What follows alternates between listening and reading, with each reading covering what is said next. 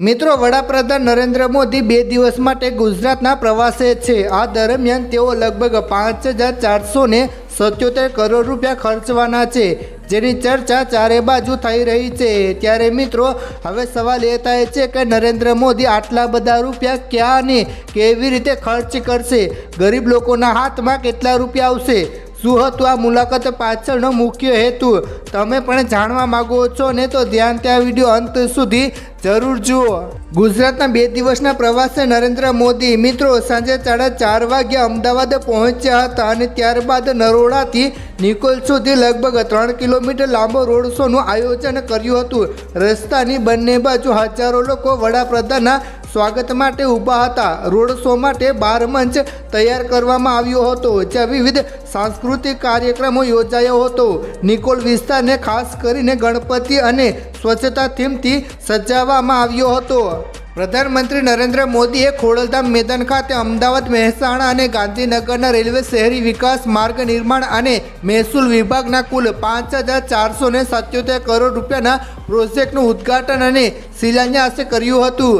તેમાં મહેસાણા પાલનપુર વચ્ચે 65 કિલોમીટર લાંબી રેલવે લાઇનનું ડબલિંગ, બહુચરાજીથી રણુજા વચ્ચે 40 કિલોમીટર લાંબી રેલવે લાઇનનું ડબલિંગ, વિરંગામ નજીક 70 કરોડના ખર્ચે બનેલો અંડરબ્રિજ અને ચાંદખેડામાં 66 kV સબસ્ટેશનનો સમાવેશ થાય છે।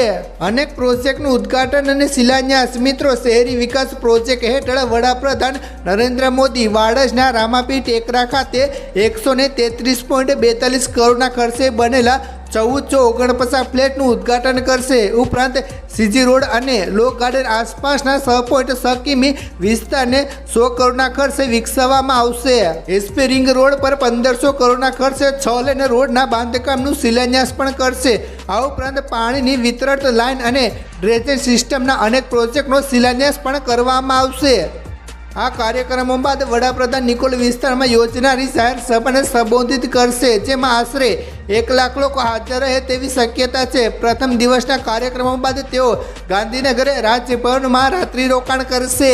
ઈવીએસનું થશે લોકાર્પણ મિત્રો, તેની મુલાકાતના બીજા દિવસે વડાપ્રધાન હાસલપુર સ્થિત મારુતિ સુઝુકી પ્લાન્ટની મુલાકાત લેશે।